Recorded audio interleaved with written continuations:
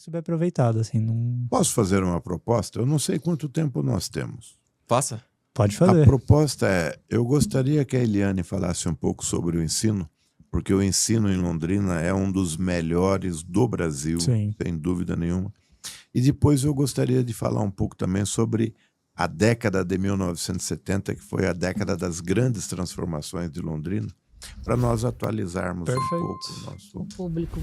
Então, vou pegar um gancho com a fala do Bruno lá.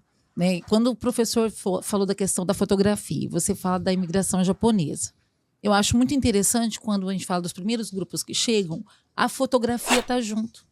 E a cidade é fotografada e registrada momento a momento. Então, a gente tem o Hans Kupp, o José Giuliani, mas o Haruo Ohara e o Ikomo de Hara vão ter um acervo gigante. O Yasunaka. Isso, Yasunaka também vai fazer muitos registros. E o interessante é que esse público é responsável pela propaganda da cidade. Então, se vende a partir das imagens. Mas, ao mesmo tempo que você vê como é que essa população ela vai se situar dentro da cidade. E eu gosto de olhar esse desenho como se a gente olhasse a planta de cima para baixo. Você vai vendo a Sergipe, ela é uma rua pensada para ser comércio popular. Ela não é uma rua da elite, ela é uma rua do povão. Pensada para recepcionar o povo que vem da estação ferroviária e depois da estação rodoviária, que já essa da Sergipe é a nossa 4ª estação. Né? A atual hoje é a 5ª. Então, nós temos a rua Sergipe vista como a rua dos japoneses. E o interessante é que a Sergipe, na verdade, eu falo que ela é a rua da diversidade. Lá do Cadeião, vamos dizer assim, lá do comecinho, as margens da linha férrea, ela vai ter um viés muito voltado para as várias cidades, estados diferentes da região do Nordeste.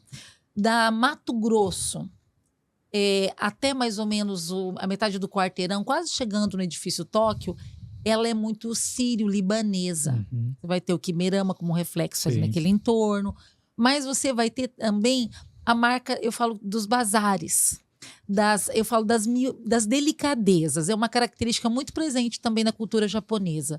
A questão das miudezas, mas aqueles acessórios, aquelas coisas da costura mais fina, dos acabamentos, então, dos relógios. Aí a gente vem com esse olhar de quem dominava essa tecnologia.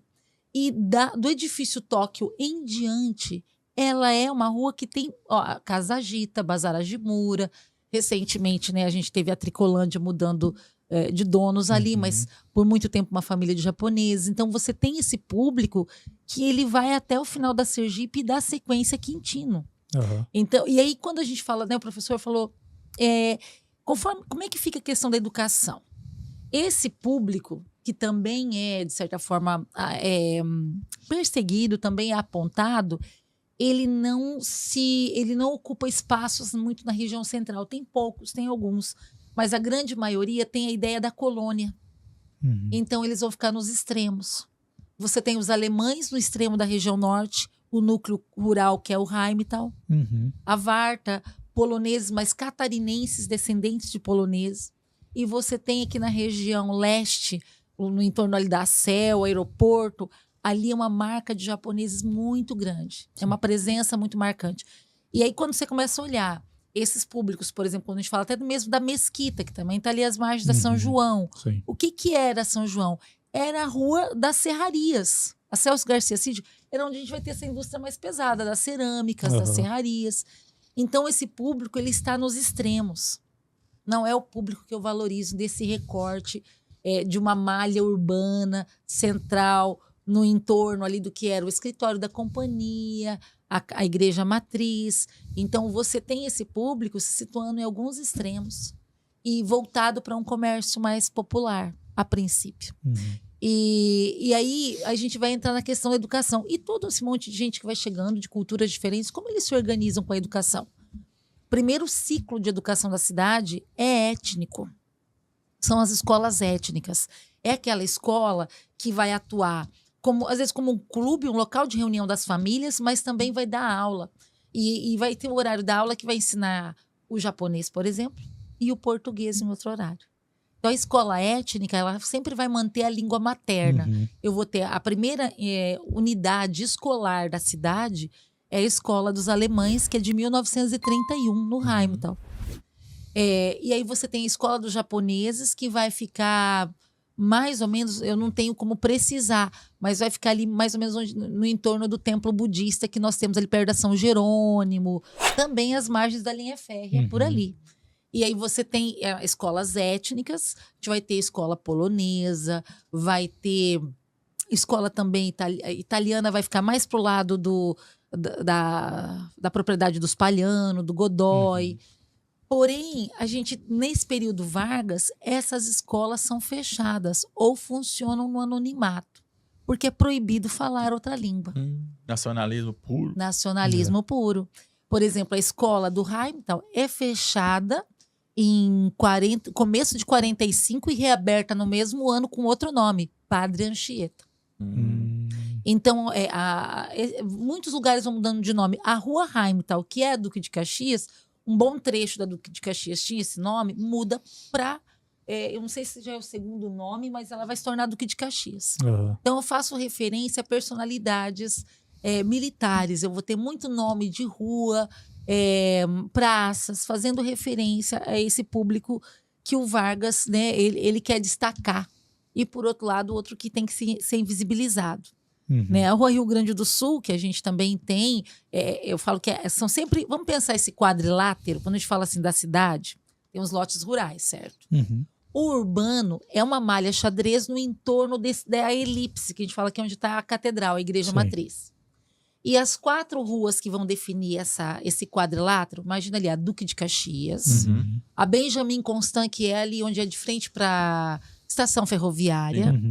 Aí terminou a Duque, a JK e aí a Higienópolis. Então, esse é o quadrilátero. Na verdade, a Higienópolis não estava nem planejada, não havia aquela ideia ali de uma Avenida dos Barões do Café. Isso vem depois, né?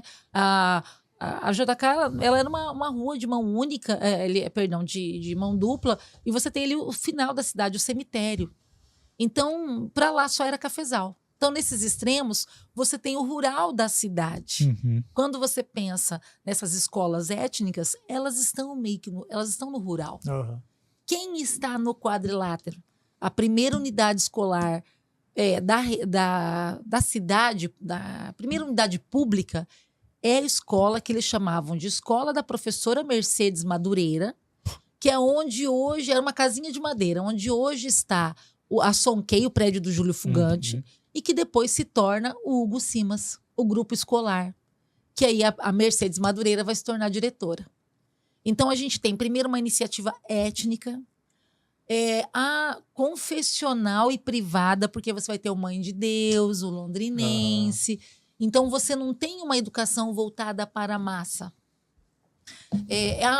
Essa educação étnica, ela é uma iniciativa das famílias. Os alemães mandam buscar um professor na Alemanha.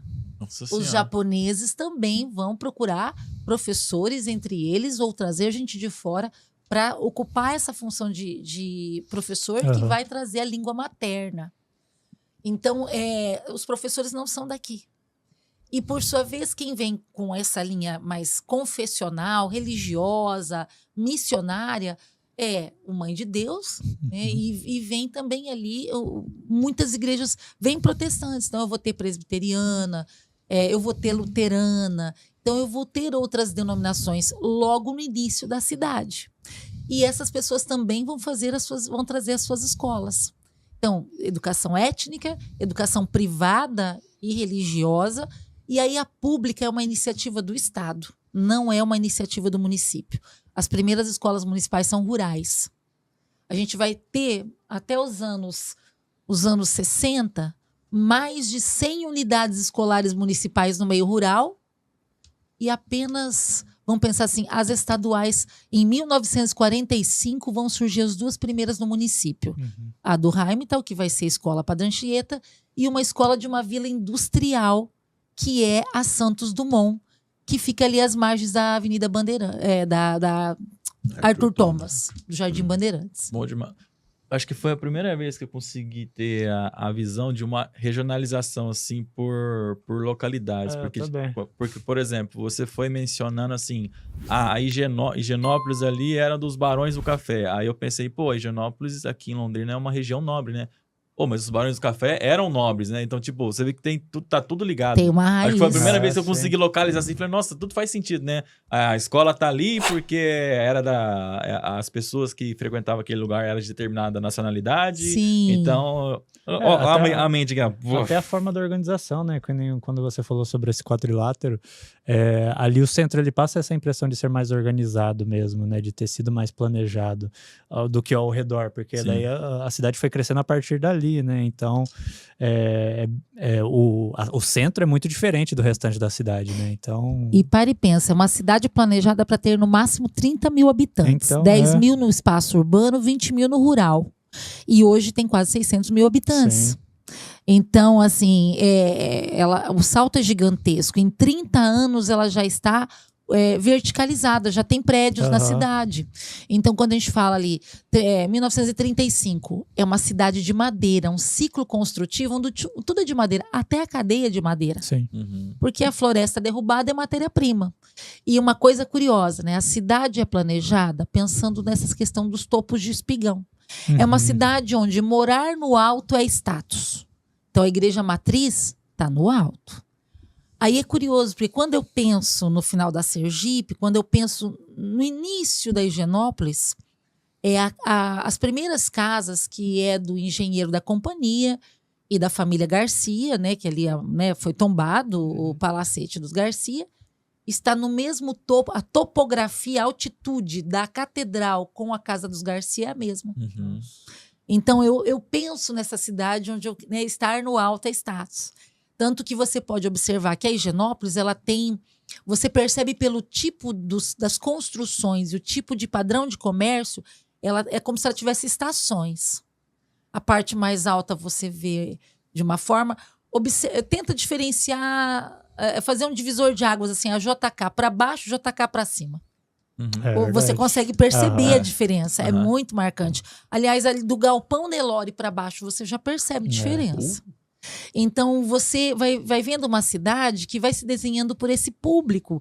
E aí, quando você fala assim, quem ocupa esses primeiros lugares? Né? Você tem a igreja matriz, você tem uma quadra de tênis para os ingleses, que é onde hoje está a biblioteca pública, mas aquela edificação foi feita para ser o fórum. Né? Hoje a biblioteca... Quando você vem sentido a rotatória ali, próximo ali ao prédio do Júlio Fugante, você tem a CIL. Na época, o Mãe de Deus era ali do lado desse prédio da CIL. A rodoviária era ali e o escritório da Companhia de Terras era onde hoje é o Ouro Verde. Então você tem meio que um coração pulsante da economia e do comércio na cidade nesse desenho. Boa. Perfeito.